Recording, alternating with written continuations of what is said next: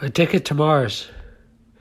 Your life opens up when you're open to possibilities, and when your present and your future is more important than your past. What happens is we become so wrapped up in our stories. Have you ever known anyone that, and some people are more like this than others, obviously. Have you ever known anyone that you know the story inside and out of how they present to the world, and then you don't see them for a period of time, maybe 2 years, maybe 20 years, and then they come back and their story is the same. It's like they haven't really lived. You know, there's a famous expression, maybe it was Abraham Lincoln, maybe it was somebody else, I don't know, who said that there's a huge or big or huge difference between 20 years of experience and 1 year of experience 20 times. So the question I would ask to you, are you living your 20 years of experience, or are you living your 1 year of experience 20 times? Like, are you different than you were 2 weeks ago, 2 months ago?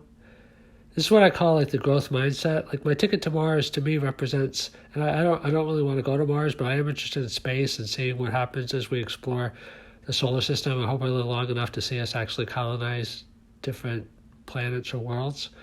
And you know, it's exciting. I mean, Elon Musk is so successful because he has a vision of things that could be different than it is today. And I mean, even if you think about like the protests that are happening now, people always have a sense of like things could be better than they are, and that's good. I mean, it's also important to be grateful and appreciative for, you know, in life. I'm not talking about the protests. I'm just talking about, you know, a mindset of gratitude and appreciation, because when you're happy and you're joyful, you attract more good things. Like I've said before, it's kind of like a two-edged coin.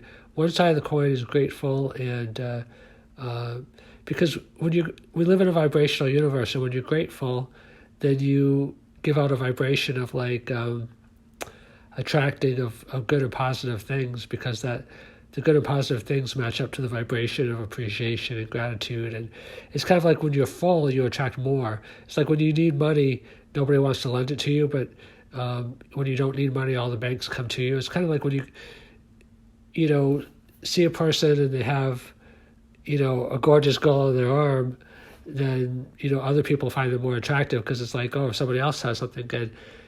And if you're just confident, you know, not in terms of being arrogant, but just having an energy of like you feel comfortable with yourself, that attracts good things. So my ticket to Mars to me represents that.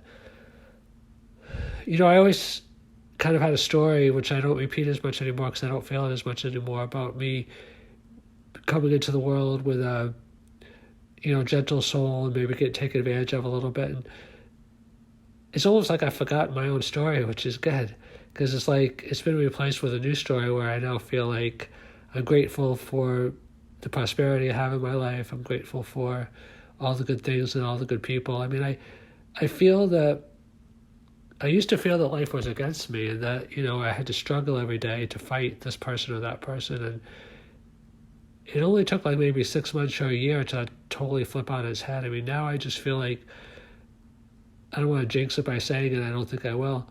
I feel like people are always going out of their way for me. People are always doing nice things. It's like uncanny. It's kind of like, you might have heard that expression, like, don't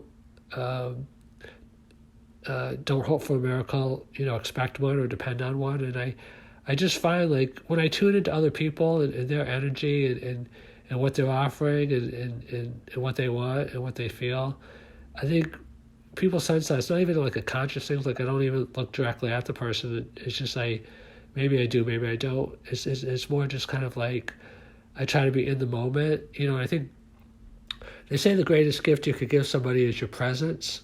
And I don't mean with a T, I mean with a C, like your mindfulness, your presence, because everybody wants to feel heard and everybody wants to feel understood. And my ticket to Mars is just kind of like my sense of like, what are the possibilities of life? Like, what does the future hold? You know, how is life expansive? You know, a lot of times in life we kind of restrict or we contract. You know, either we're afraid of this situation or person, or would rather stay with something that's familiar, even if we don't like it, rather than take a chance on something else. And I'm not saying to like ditch the past. I mean, the past needs to be honored and recognized, and, you know, a lot of times carried through. Like it's great to have a sense of grounding and community and permanence. things that stay the same. But to me, it's more about like, I had a saying I used to live by a lot, and I still do a little bit, but it was, don't look for trouble, don't run from trouble. It just means basically, be who you are and don't try to be a bully, but don't let other people bully you. And to me, it's kind of taken on more now of a spiritual perspective of kind of like, just don't try to reject the past, don't try to hold on to the past, don't try to reject the future, don't try to, run to the future. Just, be a good person, kind of meditate a little bit on what you want in life and take it one step at a time. I mean, there's a famous saying I heard one time. Somebody said that, when they were younger, all they wanted to do was, they had these big goals of like, conquering the world, having these great jobs and having a big impact. And they said like now when they're older, it's like the only thing they want to do is, they had a race car or in a race car. They said, I just want to get around this track 1 second faster. It's kind of like, they say simplicity is golden. Like, I don't believe in just giving away all your material possessions, but I believe like in the saying that they say it's not what you have, it's what has you. And, sometimes material possessions can be a burden. I mean, if you don't have any, then they're a burden in the other sense, by a sense of lack. But I think it's more just really a matter of, knowing when to cut left and knowing when to cut right, zigging and zagging, like the great running backs do when they sense where the open hole is. And I think that, having a sense of adventure, like Helen Keller said, life is either a great daring adventure or nothing at all. That's pretty close to exactly how she said it. Might be a word or two off.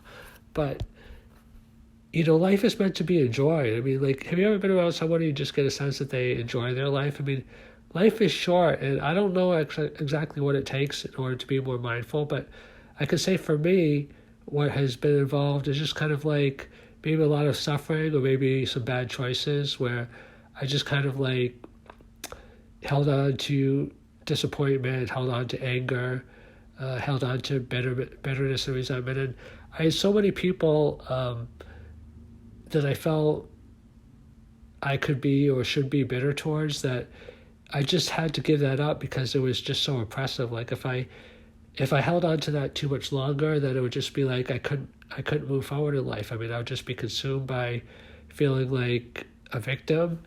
And it's amazing, but sometimes things happen slow and sometimes things happen fast. Like sometimes when people try to quit, a drug or an alcohol addiction, I've never had addiction, so I can't relate 100%, but they say some people like they try like 20 times to give up smoking and they can't do it. And then just some people never do it, but one day they just wake up and the craving is gone. I think it's the same thing, sometimes with our mental attitude. Sometimes we're so locked into resentments, and one day we could just wake up and we can realize like, I'm making a choice not to hold on to that anymore because it's not serving me. And they say forgiveness is the gift that you give yourself. And I think if you love yourself, you don't want to be burned down. You don't want to be living in the past. You want to be finding your ticket to Mars. And then what's that moon that they think might be habitable outside Jupiter? I forget the name of it. And then Alpha Centauri, I think that's the closest star. So, we should make the Earth as good as we can and clean up any messes that we have here because that's important. But we should also be forward thinking. I mean, I think people like Star Trek and they like, even Star Wars because it's kind of like, we're big as a species, we're expansive. We're not confined to small things. We can take care of what we have, but we can also expand and explore as a species. And I think, my ticket to Mars is kind of my thought in that direction. Thank you.